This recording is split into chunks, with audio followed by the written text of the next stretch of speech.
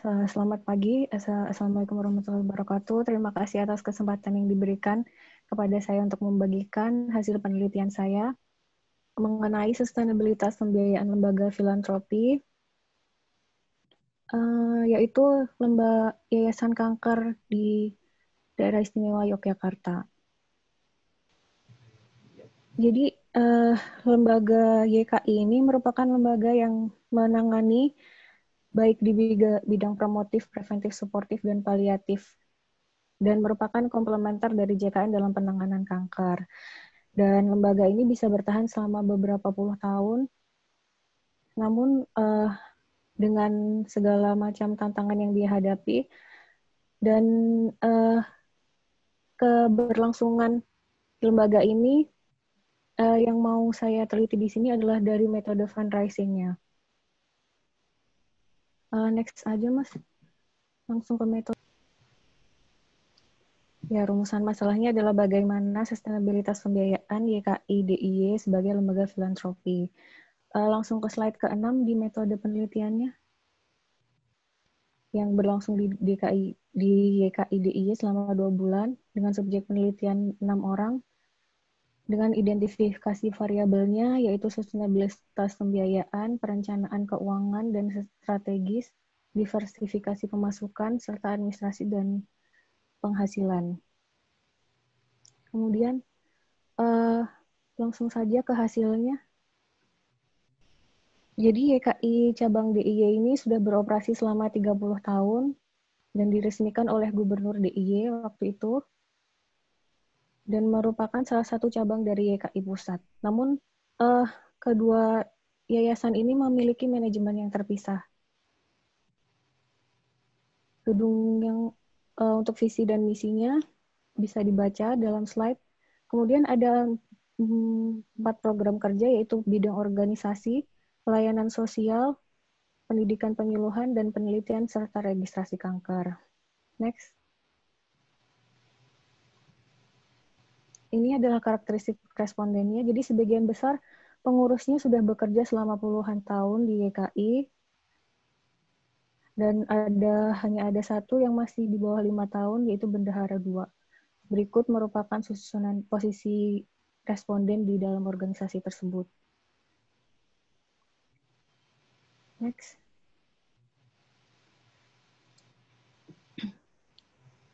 Jadi sebagian besar responden ini sudah memiliki pemahaman yang baik tentang sustainabilitas pembiayaan dan berkomitmen untuk mewujudkan sustainabilitas pembiayaan di organisasinya. Kemudian YKI DIY ini mampu bertahan selama 32 tahun karena memiliki koneksi atau relasi yang merupakan donatur rutin. Namun sebagian besar dari donatur di Yayasan Kanker Indonesia di DIY ini merupakan donatur lama. Jadi banyak donatur baru atau sistem crowdfunding yang diterapkan. Jadi masih merupakan metode tradisional atau konservatif. Selain itu, metode pelaporannya juga masih konvensional. Hanya menggunakan Microsoft Excel dan pembukuan yang seadanya. Seperti itu. Next.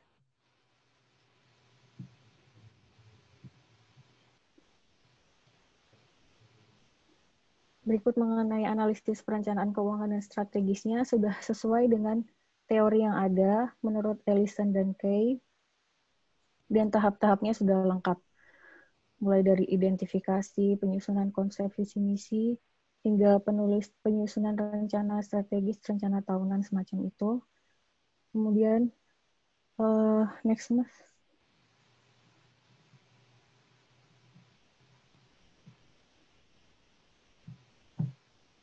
Next, selanjutnya.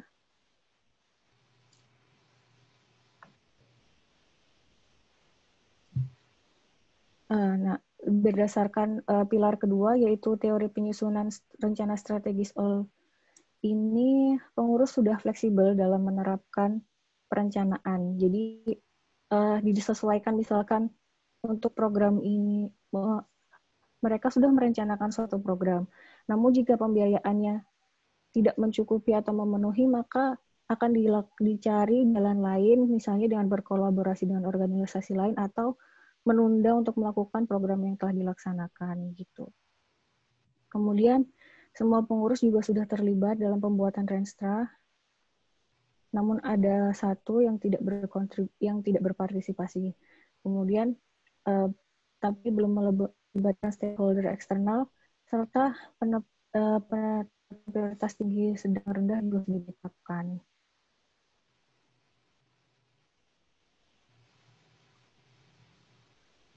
Next.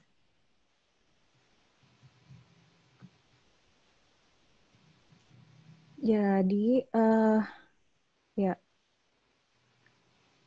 selanjutnya aja Mas.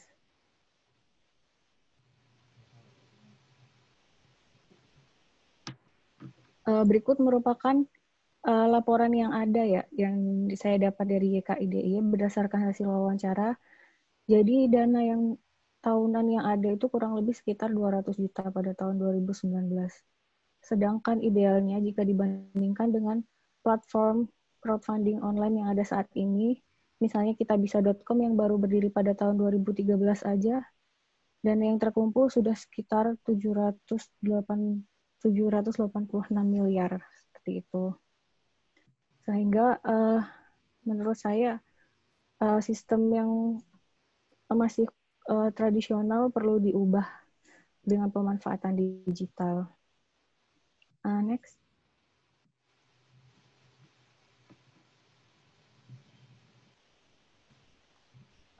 Ini merupakan diversifikasi pemasukan YKI cabang DIY yang berdasarkan penelitian masih rendah, yaitu dari teori 4 pilar sustainabilitas, minimal 60% anggaran lembaga harus berasal dari 5 sumber.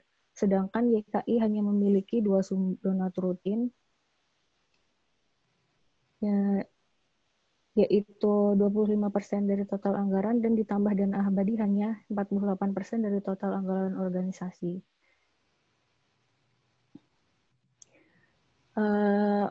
Akar dari permasalahan ini yaitu YKI hanya mengandalkan koneksi dari link pribadi dalam mencari dana. Jadi koneksi pribadi pengurus belum melibatkan pihak-pihak lain atau sedangkan tren filantropi di Indonesia sekarang sudah bergeser ke era digital atau milenial.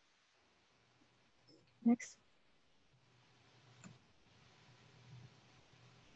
Ini merupakan contoh platform online yang di dalamnya sudah terdapat fitur-fitur untuk donasi. Dan berikut ada jumlah penggunanya sekitar 50 juta, 100 juta, dan 10 juta. Next. Ini merupakan aplikasi dengan penerapan online crowdfunding yang mungkin bisa dicontoh oleh YKIDI. Next, Mas.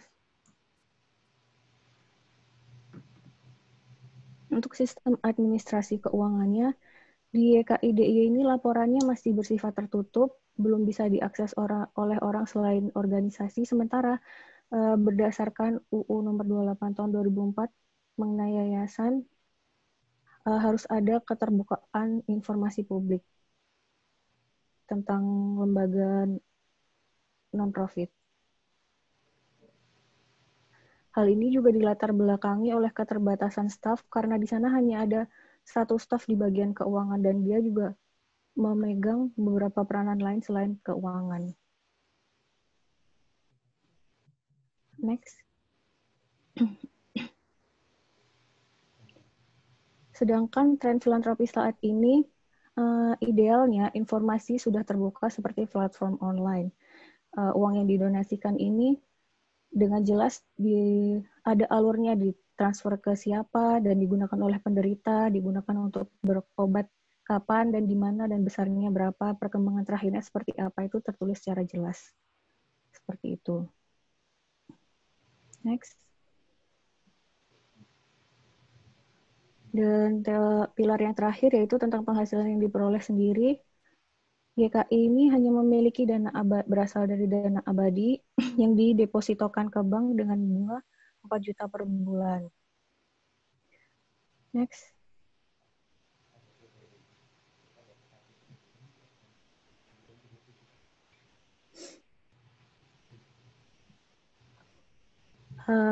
GKI juga mengadakan acara penggalangan dana, namun dinilai kurang efektif karena terbatasnya orang-orang yang diundang seperti itu. Sedangkan saat ini peluang yang besar itu berdasarkan dari metode crowdfunding dengan penggunaan digital. Terlebih saat ini bonus demografi di mana sebagian besar masyarakat kita terdiri dari usia 18 sampai 34 tahun berdasarkan riset pengguna kitabisa.com juga. Next. Nah, yang lebih banyak berdonasi itu adalah dominasi usia 18 sampai 34 tahun. Jadi saya rasa YKI harus menyesuaikan metode fundraising-nya dengan usia-usia tersebut. Next. Selain itu, YKI juga menyewakan properti berupa tanah di dekat bangunannya dengan biaya sewa 750 juta per 5 tahun. Seperti itu. Next, Mas, langsung kesimpulannya. Oh ya, sekarang transformasi filantropi di Indonesia ini yang awalnya hanya dari giving sudah mulai bergeser ke financing dan investing. Jadi misalnya ada contoh dari American Cancer Society ini yang sudah mulai berinvestasi ke penggunaan teknologi atau pengobatan ke research yang berhubungan dengan kanker. Seperti itu. Langsung ke kesimpulannya.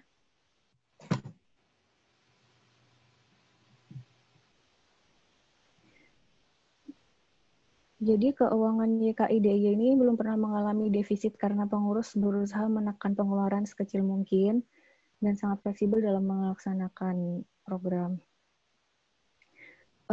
Pilar pertama ini setengahnya sesuai karena penyusunan ranstranya sudah sesuai teori, dan pilar keduanya belum memenuhi karena diversifikasi pendapatan di YKI ini belum banyak, hanya berasal dari 4 sumber. Kemudian untuk pilar ketiga, sistem pelaporan keuangannya belum sesuai regulasi. Dan yang keempat ini, penghasilan mandiri dari YKI-DIY ini hanya 3 poin yang terpenuhi dari 7 poin, jadi masih dirasa sangat kurang. Untuk itu, saran yang bisa saya berikan, next, Mas. YKI ini hendaknya merekrut staf dari generasi milenial, misalnya, agar dapat memberikan inovasi dengan memanfaatkan teknologi semaksimal mungkin, kemudian bekerja sama dengan tim FKKM KUGM yang sudah sangat berpengalaman dalam hal filantropi, kemudian bekerja sama dengan Filantropi Indonesia atau lembaga-lembaga lain yang bergerak dalam bidang filantropi agar bisa mengupdate kebijakan-kebijakan yang mendukung atau berhubungan dengan filantropi. Kemudian pengelolaan laporan keuangan YKI-DIY ini harusnya sudah disesuaikan dengan PSAK 45, misalnya menggunakan software yang bisa lebih kompeten, yaitu misalnya Sango, kemudian mengaktifkan kembali situs webnya yang sudah lama tidak pernah diupdate. Dan di sini saya hanya mengupas garis besar dari setiap pilar sustainabilitas pembiayaan. Hendaknya peneliti berikutnya, peneliti-peneliti lain di masa yang akan datang bisa mengeksplorasi lebih dalam. Gitu. Sekian dari saya. Terima kasih. Menarik sekali. Terima kasih atas pemaparannya, Bu Aisyah. Dari garis besar yang bisa kami tangkap adalah YKI Yogyakarta ada mengalami kendala dalam sustainabilitasnya, terutama pada regenerasi. Karena mungkin bensinnya masih dari yang belum ada yang baru, Mbak ya, dari masih yang lama ya, Mbak. Iya. Jadi ya, sebagian besar udah puluhan tahun. oh iya iya. Jadi saran dari Mbak Aisyah adalah untuk regenerasi beratur dan memanfaatkan IT, perkembangan IT untuk menggalakkan dana-dana dan mencari donor-donor baru terutama dari kaum-kaum milenial. Oke, baik Bapak Ibu yang hadir online maupun offline, silakan mengajukan pertanyaannya via chat atau ada yang ingin bertanya langsung, silakan.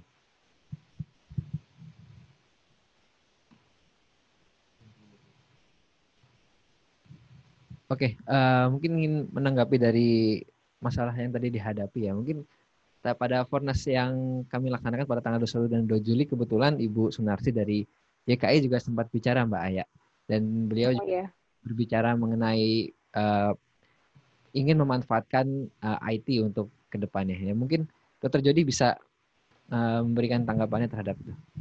Baik, terima kasih. Ini penelitiannya Mbak Aisyah, saya ucapkan selamat karena memang penelitian di Yayasan Kanker Indonesia cabang daerah istimewa Yogyakarta. Yayasan Kanker Indonesia punya banyak sekali cabang dan yang diteliti oleh Mbak Aisyah ini yang di cabang Yogyakarta. Minggu lalu salah satu pembicara dari Yayasan Kanker Indonesia juga sudah memaparkan tentang sustainabilitas dari keuangan mereka dan memang sangat luar biasa dengan sistem yang istilahnya masih cukup konservatif tetapi bisa sustain sampai sekarang. Dan memang ini saya juga melihat saran dari Mbak Aisyah untuk Bapak Ibu sekalian, misalnya ada lembaga filantropi, kemudian ada LSM dan sebagainya untuk bisa melihat platform-platform digital, karena saya yakin sekali banyak banget orang Indonesia yang mau menyumbang, yang memiliki memiliki hati untuk menyumbang bagi mereka yang membutuhkan. Ya, apalagi untuk kasus-kasus kanker ini kan menjadi kasus yang cukup tinggi untuk saat ini ya. Dan juga memang kita harapkan sumbangan ini tidak untuk, sekali lagi karena kita berbicara dalam konteks filantropi kesehatan, tidak untuk mereplace BPJS, tetapi berdampingan dengan itu. Seperti pasien-pasien yang datang untuk persiapan untuk kemoterapi, mereka bisa stay di Yayasan Kanker Indonesia atau mereka baru aja membuat rumah singgah, dan rumah singgahnya itu hasil kerjasama antara FKKMK UGM melalui salah satunya adalah lewat konser amal yang mendapatkan sekitar lebih dari 300 juta di waktu itu. Ya, yang memprakarsa ada Prof. Adi Utarini, ada Profesor Laksono Trisnantoro juga, salah satu yang juga berperan dalam crowdfunding pada saat itu. Terima kasih Mbak Aisyah, selamat ya. Jadi pertanyaan saya, bagaimana kalau seumpama ini nanti kira-kira dibuat platform crowdfunding untuk Yayasan Kanker Indonesia, apakah nanti kira-kira ke depannya ini bisa untuk membantu sustainabilitas dengan lebih baik? Menurut Mbak Aisyah bagaimana? Ya, terima kasih atas pertanyaannya Dr. Jody. Saya rasa potensi crowdfunding online saat ini sangat besar, terlebih penggunanya juga sebagian besar merupakan usia-usia milenial. Jadi saya rasa itu akan sangat membantu. Berdasarkan penelitian-penelitian juga, banyak data yang saya sampaikan tadi juga, dari kitabisa.com aja yang masih berusia berdiri dari 2013 saja udah bisa mengumpulkan dana sekitar ratusan miliar seperti itu. Jadi potensinya sangat besar. Misalnya YKI mau beralih ke metode digital. Gitu. Karena dengan demikian akan banyak sekali istilahnya pasien yang bisa dibantu, akan banyak sekali yang bisa dilakukan ya. Karena kemarin menariknya YKI itu bukan hanya untuk pasien yang kanker dan sebagainya, tapi juga untuk ke arah penyuluhan. Karena ini menarik sekali, karena beberapa ada program pemerintah yang mereka tidak masuk ke dalam penyuluhan itu, tapi mereka dengan penyuluhan, ada dengan sadari, pemeriksaan payudara sendiri dan sebagainya. Kemudian juga dalam tanda kutip ini menarik sekali karena minggu lalu diinformasikan bahwa kalau saya mengambil kesimpulan, Yayasan Kanker itu dalam tanda kutip mengembalikan orang ke jalan yang benar. Karena ada banyak sekali orang yang percaya dengan mitos, sehingga penata laksanaan untuk kanker itu tidak bisa dilaksanakan secara komprehensif. Yang menjadi masalah adalah keterlambatan dalam penanganan kanker tersebut. Tapi dengan mereka mengembalikan ke on its track, jadi di dalam jalurnya sendiri otomatis penata laksanaan bisa lebih baik, kemudian bisa didampingi oleh orang-orang yang juga istilahnya cancer survivor di situ, saling membantu satu dengan yang lain gitu kan. Ataupun kalau mereka sudah dalam tahap terminal bisa diberikan pelayanan paliatif yang sangat menarik ya, istilahnya dying with dignity. Kurang lebih begitu. Saya kembalikan ke moderator. Ya, baik. Terima kasih pertanyaannya. Dan juga Mbak Aisyah, mungkin boleh memberitahu sedikit mungkin kepada peserta untuk peran dari YKI terhadap pasien kanker itu apakah hanya di perawatan ataukah juga ada kontribusi terhadap keluarganya atau untuk menangani indirect cost yang hasil dari perawatan kanker seperti rumah singgah? Itu mungkin boleh di Mbak Aisyah jelaskan. Ya, jadi sebelum adanya JKN ini memang YKI-DIY ini juga membantu pasien dalam hal pengobatan. Namun karena dana sangat terbatas, jadi benar-benar disaring semaksimal mungkin orang yang benar-benar tidak mampu. Tapi setelah ada JKN ini, fungsi YKI lebih mengcover ke biaya non-medisnya seperti rumah singgah, terus biaya transportasi. Misalnya ada pasien dari luar kota yang mau berobat ke rumah sakit yang di dekat YKI, jadi nanti tinggal ditanggung biaya makan, transportasi seperti itu. Jadi lebih ke biaya non-medisnya. Kalau untuk pasien yang mungkin tidak masih mampu, di situ juga ada biayanya tapi sangat minim sekali gitu. Oke, baik, terima kasih jawabannya Mbak Aisyah. Dari peserta apakah sudah ada pertanyaan yang masuk?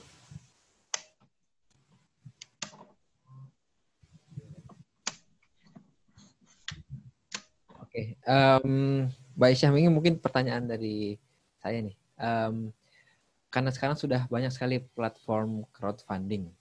Mungkin apakah lebih baik dari YKI untuk bergabung pada platform crowdfunding yang sudah ada atau membuat platform baru yang untuk spesialisasinya pada penyakit kanker? Mungkin ada tanggapan dari Mbak Aisyah. Kalau menurut saya akan lebih baik, kalau untuk jangka pendek lebih baik YKI-DIY ini bergabung dulu dengan platform-platform besar, memasukkan campaign-campaign dia ke platform crowdfunding online yang lebih besar, karena dengan platform online yang besar ini mereka memiliki pengguna yang jangkauan yang sangat luas, jadi mereka bisa menghimpun dana yang besar dalam waktu yang cepat. Sedangkan untuk lebih baiknya sambil mereka bergabung dengan platform besar, mereka juga mempersiapkan platform sendiri gitu. Jadi mereka karena dengan bergabung dengan platform besar itu juga mereka keluar biaya lagi yang lain untuk operasional dan lain. Dengan sementara jika mereka memiliki platform sendiri bisa memangkas biaya operasional tersebut dan bisa lebih leluasa dalam mengelola website crowdfunding mereka sendiri seperti itu. Jadi kalau misalkan awal-awal diusulkan dari Mbak Aisyah untuk menggunakan platform yang lebih besar dulu, namun lama-kelamaan ketika sudah bisa sustain, kita bisa masuk ke platform sendiri untuk menjaga operational cost-nya seperti itu Mbak ya? Iya, karena untuk membuat sebuah website crowdfunding juga tidak semudah itu dan untuk membuat dia populer juga butuh waktu seperti itu. Oke, baik. Baik, dari pertanyaan peserta, apakah sudah ada? Belum.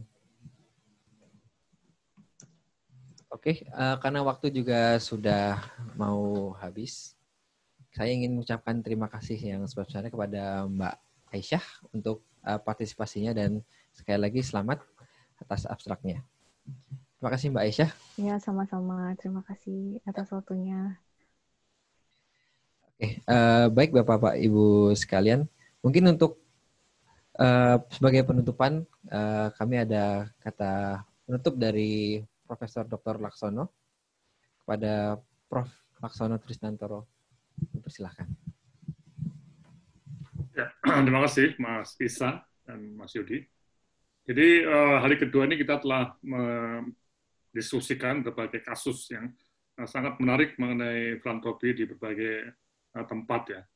Dan memang kalau kita lihat ada sebuah bukti lagi ya bahwa memang filantropi itu bukan pengganti BPJS, tapi melengkapi BPJS. Nah, dan kita tahu persis tadi seperti di daerah yang di NTT yang jauh tadi ya, itu memang efektivitas BPJS tidak bisa sebagus di Jawa atau di Jogja karena masalah akses. Dan disinilah letak filantropi itu, walaupun mungkin masih sedikit, itu bisa membantu sedikit untuk mengatasi berbagai masalah, termasuk transportasi, masalah akomodasi, dan sebagainya. Kemudian juga kita lihat dalam hari kedua ini sudah terjadi suatu diskusi mengenai teknologi untuk mengumpulkan dana ya. Dan tadi Mbak Aisyah sudah menyatakan bahwa mungkin teknologi yang ada di YKI itu perlu diperbaiki ya. Karena YKI adalah suatu lembaga yang sudah puluhan tahun ya berkecimpung dalam filantropi, tapi memang model atau teknologi yang dipakai untuk mengumpulkan dana itu masih konvensional ya atau tradisional. Nah, ini yang perlu dilihat bahwa dengan berkembangnya teknologi IT ini memang mau tidak mau semua lembaga filantropi yang mengumpulkan dana itu harus memikirkan ya.